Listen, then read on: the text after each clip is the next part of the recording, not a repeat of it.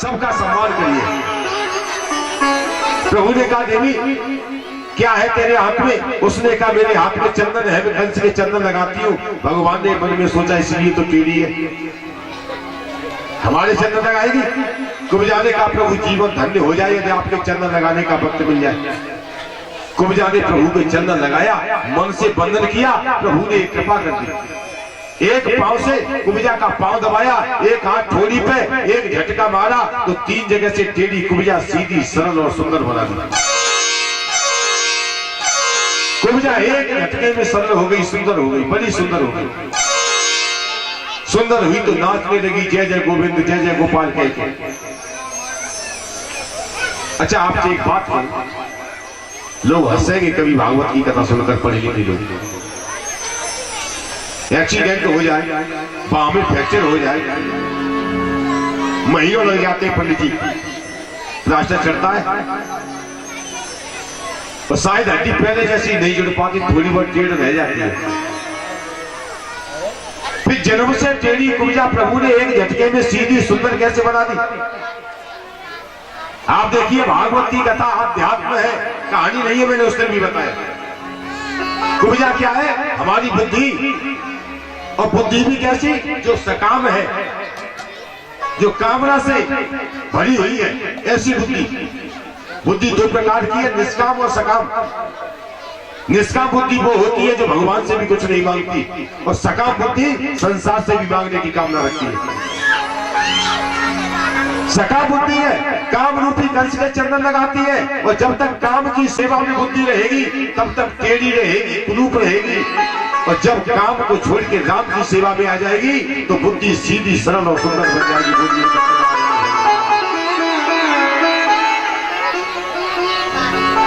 प्रभु ने कुब्जा पे कृपा की। वहां आए जहां कंस का धनुष यज्ञ हो रहा है, पहले दानों की आज्ञा लेकर प्रभु धनुष के पास पहुंचे, और आज पापी कंस का नाश करने के लिए, धर्म की स्थापना के लिए प्रभु ने भगवान भोलेनाथ का ध्यान किया और धनुष को उठाया और 2 भागों में विभाजित किया। कंस को खबर मिली कि कन्हैया ने धनुष तोड़ दिया, यज्ञ विध्वंस कर दिया। मंत्री बुलाए, भैया क्या करूं? आपातकालीन बैठक बुलाइए कंस ने, क्या करूं? कंस ने कहा महाराज घबराओ मत, 5 पहलवान है हमारे पास, बहुत बड़ी सेना है, अब तो घर हमारा है, और अपने घर में तो सब शेर होते, घबराने की जरूरत नहीं है। खबर हवा के साथ सारी मथुरा में फैल गई कि कल कन्हैया की मथुरा में हत्या की जाएगी, हत्या की जाएगी। कंस ने मंत्रणा कर दी है।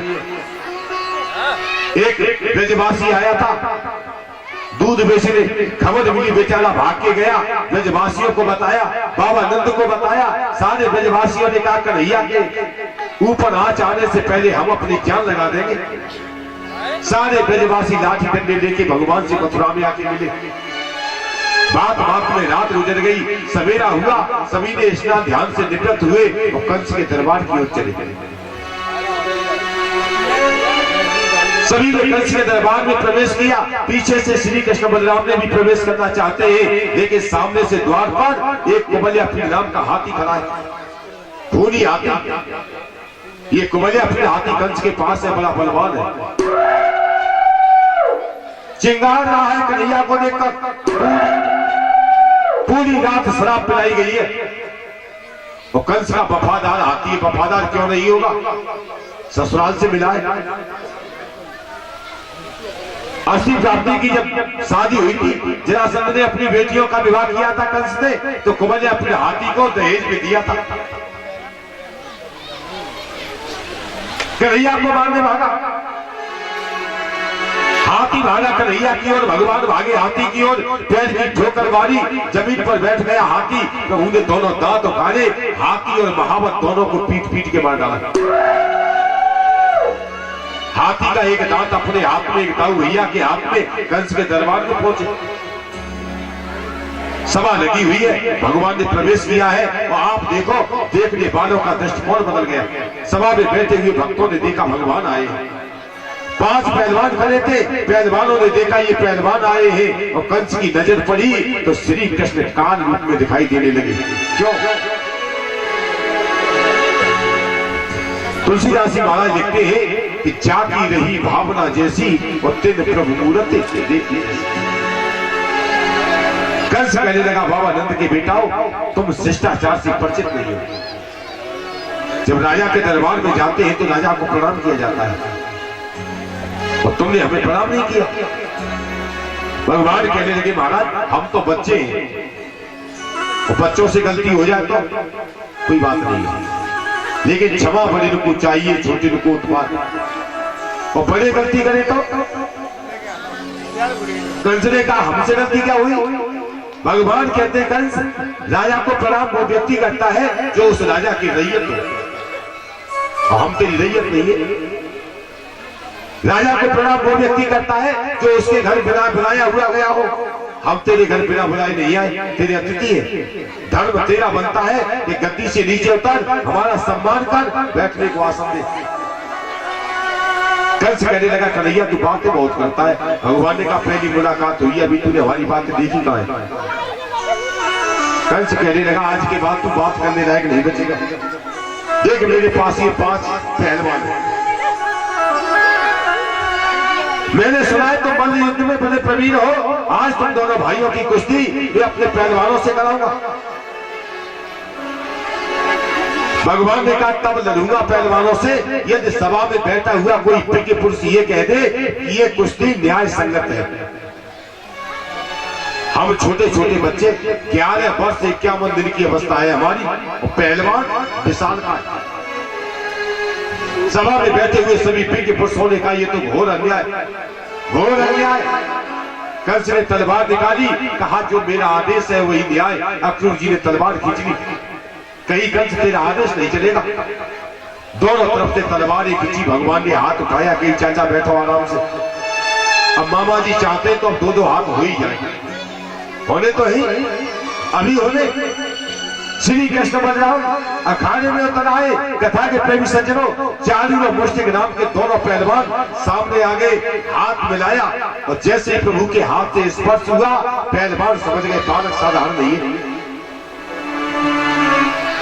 छूते ही प्रभु ने दोनों की शक्ति श्री कृष्ण बलराम ने खींच ली, लेकिन बच बच के युद्ध कर रहे हैं। पहली बार में मार दे तो कंस चौंक जाएगा।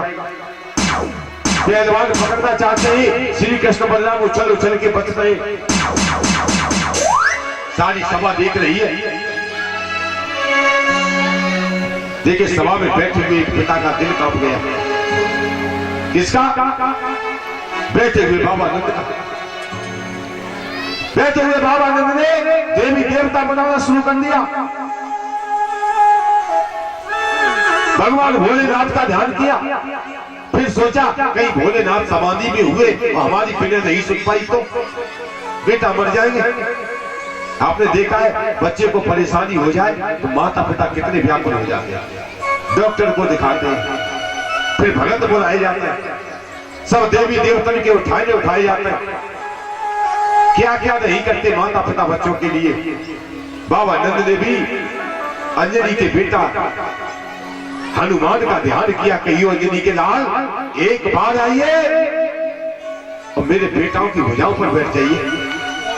हे प्रभु यदि आपने आने में विलंब कर दिया, बेटा मर गए तो बाबा नंद का बुढ़ापा बिगड़ जाएगा। बाबा नंद कहते मेरा बुढ़ापा बिगड़ जाएगा। और क्यों बिगड़ जाएगा? क्योंकि एक पिता संतान को जवानी के लिए नहीं पालता, इसलिए नहीं पालता कि मुझ में जवानी है, बेटा मुझे कमा के खिलाए। एक पिता इसलिए बेटे का पालन करता है कि जब मेरे ऊपर बुढ़ापा आए तो मेरी औलाद मुझे बैठा के खिलाए, मेरी सेवा कराए। आज बुढ़ापा है, बाबा नंद कहते हैं बेटा मर गए तो बुढ़ापा बेकार। बाबा नंद की आंखों में आंसू है। भगवान श्री कृष्ण ने देखा। कथा के प्रेमी सज्जनों दाऊ भैया से इशारा किया, कहीं दाऊ भैया अब देर मत करना नहीं तो बाबा मर जाएंगे। श्री कृष्ण बलराम ने इस सारे में चारों मुश्तिक दोनों पहलवानों को हवा में उठा लिया, पृथ्वी से पटका, दोनों पहलवानों का अंत कर दिया। बोलिए सच्चिदानंद भगवान। दोनों पहलवान मर गए। कूट सल तोसल नाम के 3 पहलवान फिर आए। भागवत में लिखा है कि कौतुक में श्री कृष्ण बलराम ने 5 पहलवान मार दिए। कहां मारे? मथुरा के अखाड़े में। वो अखाड़ा क्या है? ये संसार एक अखाड़ा है जिसमें काम, क्रोध, मद, लोभ, मोह नाम के 5 पहलवान जो हमेशा इस जीव का नाश करते आए।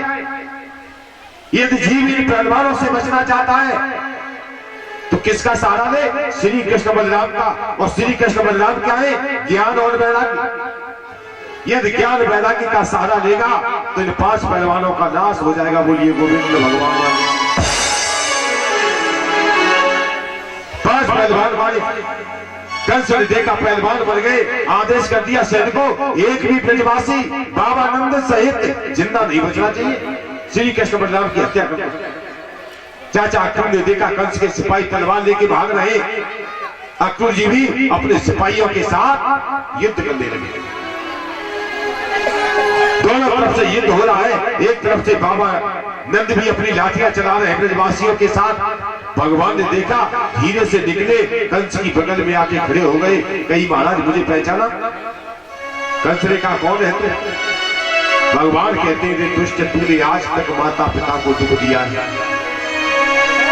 तू बहुत बुरा है।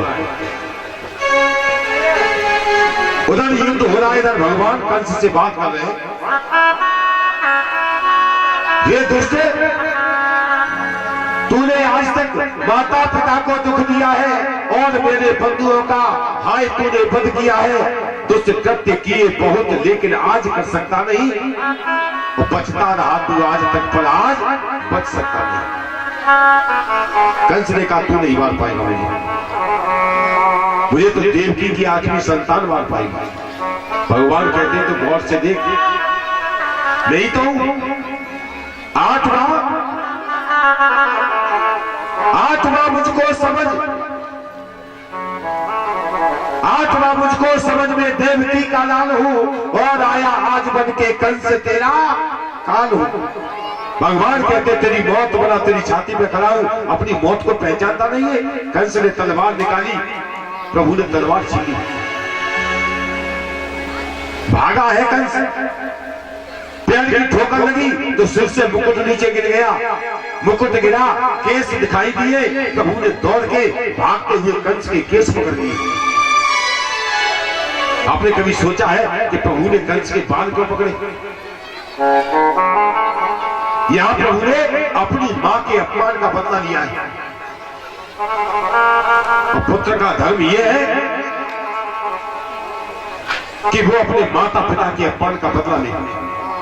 ये क्षत्रिय पुत्र का धर्म है। आज प्रभु को याद है कि आकाशवाणी सुन के कंस ने मेरी मैया के केस पकड़े थे। आज प्रभु ने बाल पकड़े, पीछे खींचा, कहीं ने बाबा अब भागने नहीं दूंगा। भाग दौड़ तब तक अच्छी रहती है जब तक मैं नहीं आता, और जब मैं आ जाता हूं तो सारी दौड़ समाप्त हो जाती है। कंस युद्ध करने लगा है, प्रभु उससे युद्ध करने लगे। कथा के प्रेमी सज्जनों, प्रभु ने कंस को युद्ध करते करते हवा में उठा लिया, घुमाने लगे। प्रभु उठा के जमीन पर पटका, एक मुक्के का प्रहार किया। भगवान कहते राजन पापी कंस का अंत हो गया। भगवान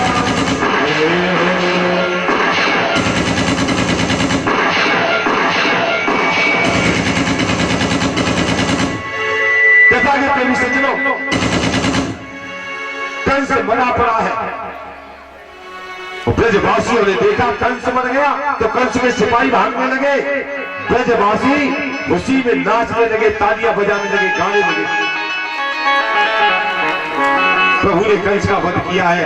मथुरा रूपी शरीर में काम रूपी कंस का अंत हुआ। बाबा नंद ने देखा बुढ़ापे में जवानी आ गई। कहने लगे हो मथुरा वालों, तुम्हें नहीं पता, हम तो जानते थे कि यही होने वाला है, हमारा बेटा बड़ा करामाती है।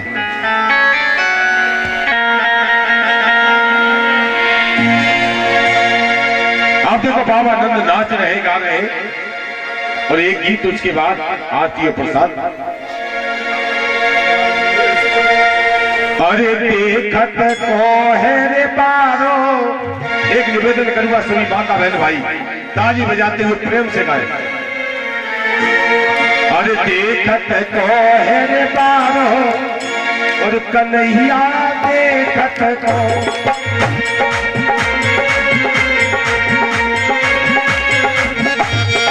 देखत को है रे बारो, सबरिया देखत को।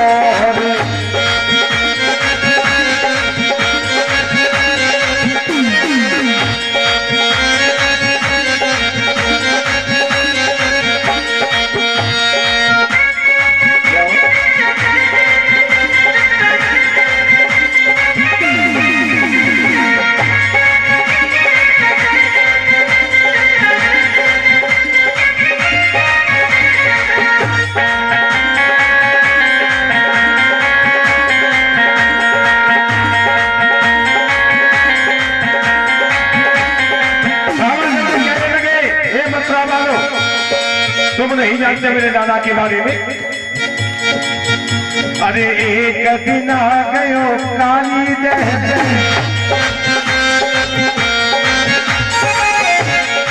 एक दिन आ गयो काली दह पे,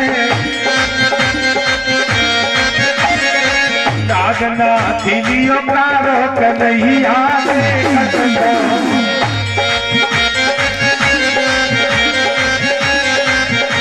देखत को है बारो, सबरिया देखत को रे।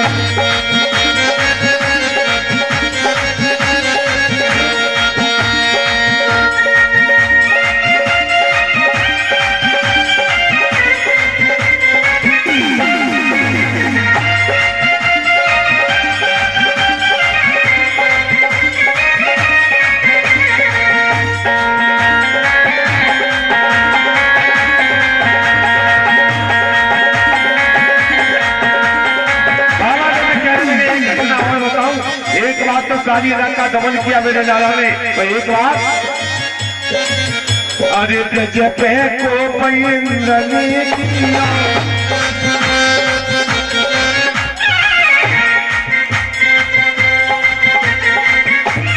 ब्रज पे को इंद्र ने किया, ब्रज पे जग गोबर धन धारो कन्हैया देखत को, जग गोबर धन